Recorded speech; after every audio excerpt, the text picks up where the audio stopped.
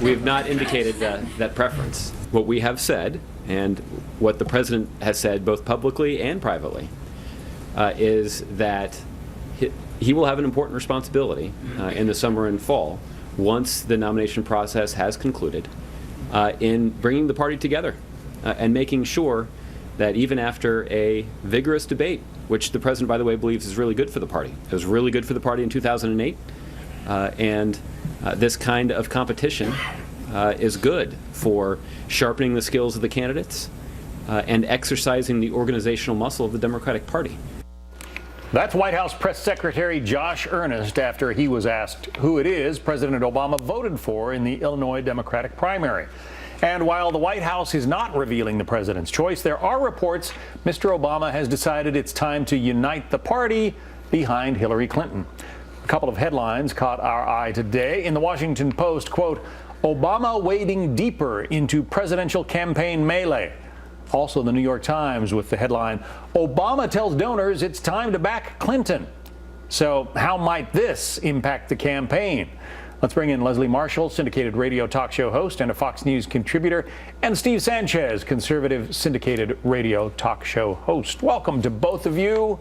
Steve, to you first. The White House has sort of backed away from this notion, this New York Times report, that President Obama wants to side with his former Secretary of State. But at some point, he's got to pick somebody and back them, and it sure looks like Hillary is on her way to the nomination. Is he going to be a potent political force that could give Republicans real fits in November? Well, you know, John, I don't know who's more delusional, President Obama or Hillary Clinton.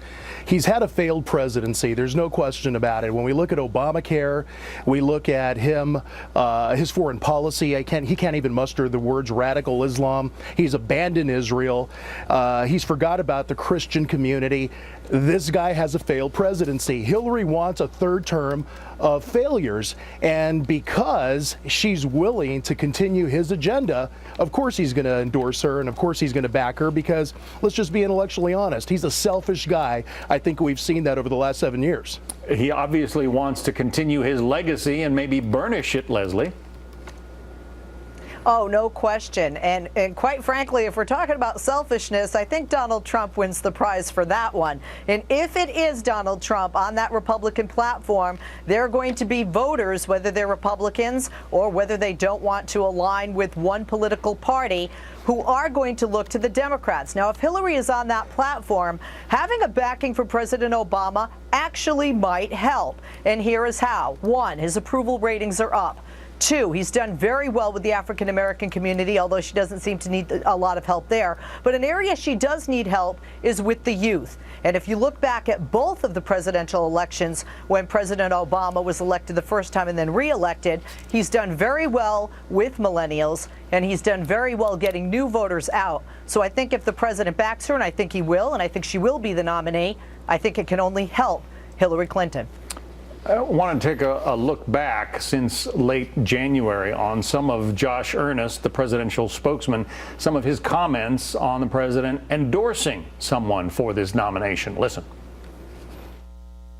The president has also been clear that at this point he does not plan to offer up a specific endorsement in the presidential race. And so the real question is just whether or not we're going to make that public.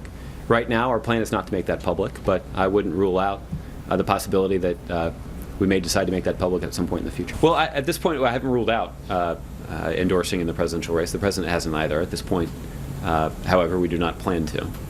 And look, I think the dynamics of each race are different. And I think some of it also has to do with the president's view that, particularly at the presidential level,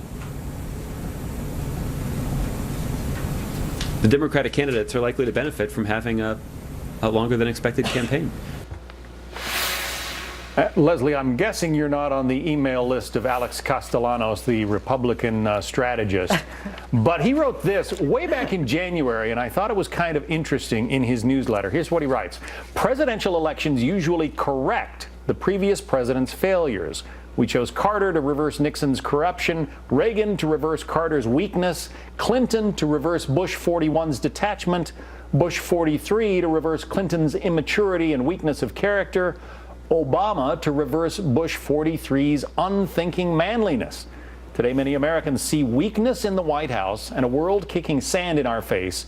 Trump's display of strength and confidence may be exactly what Republicans find lacking in the president we are about to replace. I mean, is it possible, Leslie, that Donald Trump as a candidate is in part a creation of the man who currently occupies the Oval Office?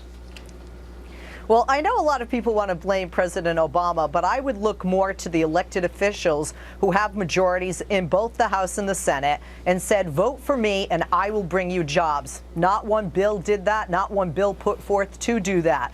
Vote for me and I'll secure the borders and I'll attack illegal immigration, an area where there could have been bipartisan support, and there was nothing done with comprehensive immigration reform by the Republicans. So I think this is actually a statement on the party and the insiders in Washington and the career Republicans more than the president. Steve, quick summation.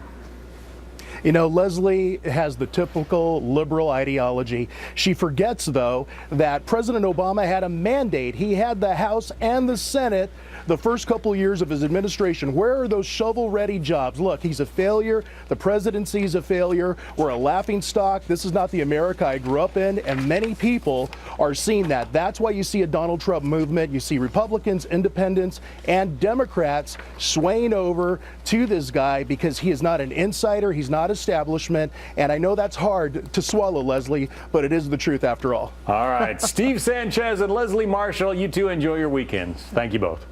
You too, John. Thank you very much.